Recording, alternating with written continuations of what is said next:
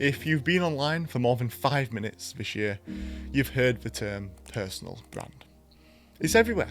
It's thrown around by gurus, hustlers, marketers, and honestly, I used to think it sounded fake. Like it belonged on a PowerPoint slide in a corporate meeting, not in the life of a real person.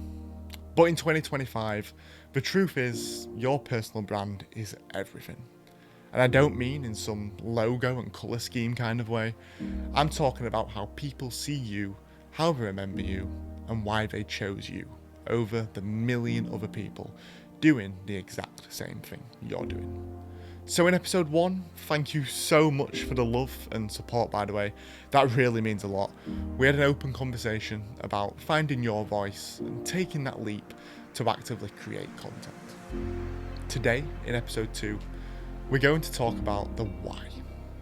Why is it so important we spread our story and look to grow what the gurus call a personal brand? So why this matters now more than ever before?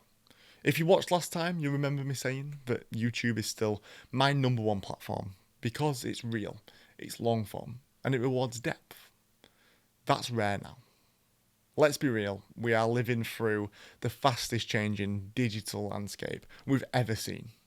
When I started making videos as an 8-year-old kid, back when uploading a 240p clip took half a day, now you can film, edit, and post a 4K video from your iPhone while you're sat on a bus. It's accessible to virtually all of us. But here's the flip side, and I'm going to use a buzzword now, so be careful. AI. It's rewriting entire industries. Whole job roles are vanishing. Trends come and go so fast you can't even learn the TikTok dance before it's dead. But I'm only joking. I've seen it happen up close. This exact thing. Talented people, skilled at what they do, and suddenly find their work just isn't in demand anymore. And it's only when you take a step back to analyse why this happens, it's because we didn't build a name, a reputation, a personal brand that people could still connect to when the market shifted. That's the safety net of a personal brand. It's not just getting followers, it's making sure that whatever changes, people still want you. And the thing that cuts through all this noise, not the perfect, polished Instagram version of you, not the AI written, optimized LinkedIn bio version of you, the you that sits right here, lens to lens, showing up. That's the version that succeeds. So what is a personal brand? A personal brand isn't a logo. It isn't picking 2 colours for your Instagram feed with a strict Canva document palette saved. If you know, you know. Instead, it's about a digital reputation. It's the reason someone remembers you after they've scrolled past 100 other faces. It's your story, your values, the way you make people feel, over and over again, repeatedly. I could never expect an algorithm or a community of people to send this video to reach thousands of hits. It's just not possible. And why is that? There just isn't enough repetition yet to establish that connection. It's going to take someone like you, who's maybe found me on the homepage, you're feeling a kind of way to click on my face in the thumbnail, or maybe the title intrigued you. Then as you progress and hopefully enjoy the video you're watching right now, you're slowly getting to know me and make a subconscious decision to leave or hang around. But to fulfill your satisfaction as a YouTube viewer, I need to put more content in your subscription feed to buy your approval. Let me know in the comment section below, scale of 1 to 10, how I'm doing so far. Being this side of the camera, talking openly, little to no cuts, is all new to me, and I'm sure you too, if you want to break that invisible barrier to content creation. In episode 1, I said I wanted to find my voice. That's the foundation of personal branding. Using your voice so consistently that people can't forget it. And here's the thing. Personal branding is happening whether you like it or not. If you're online, you already have a personal brand. The only question is, are you shaping it intentionally? Or are you letting it shape itself without your input? Think about it, right? There are hundreds of people teaching camera tutorials on YouTube, thousands in fact, tens of thousands. But why do you keep going back to your favourite one? It's because of how they make you feel, how they explain things, their energy. That's their brand. The mistake most people make, most people wait. They wait for the perfect gear, the perfect backdrop. I am literally the definition of this person I'm describing right now. But trust me, when you start, you're going to get the bug. And you're probably not going to want to stop. You can't connect with a ghost, someone who's invisible.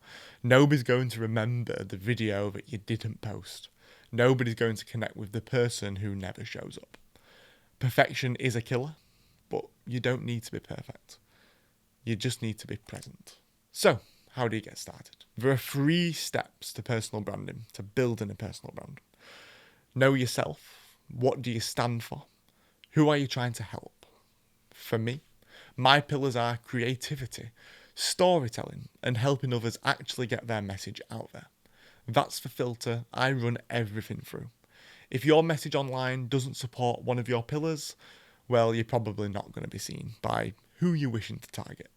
So know yourself. That's number 1. That's crucial. Then show yourself consistently, even when it feels awkward. I'm talking to a piece of glass right now when you're deep in it.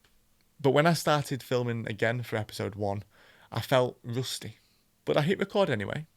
And that's how you build trust. By showing up again and again and again and again. You've got to buy people's trust and time to listen and encourage with your message. So just show up all of the time. Serve others and give value first. In my previous freelancing journey as a videographer, I've had entire client relationships start from me giving away free advice in a DM. Value travels further than self-promotion ever will. Be helpful and trustworthy, as it will always carry weight wherever you go. And don't expect anything in return for that. That is not the point of why you're doing this. But if you show up to 100 meetings and give value within them all, you never know who's watching or listening, and it could be your big break. And like I said last time out, and please go watch episode 1 if you haven't already, if you can get one person to sit and listen to you for a few moments in a world that doesn't even know your name or face, I applaud you for that. That displays courage. Your personal brand is the foundation for every opportunity, whether that's clients, collaborations, an audience, or just a real sense of community that I'm trying to build right now. And the best part is, it's yours. Nobody can be better than you. So if you've been sitting there, overthinking, waiting for the right time, this is it. The right time is now. Turn the camera on, say something real, and keep going. In the comments, tell me below, what's the one thing you want your personal brand to stand for? Say it out loud, because once you do, you've already started building it. Peace and love, folks.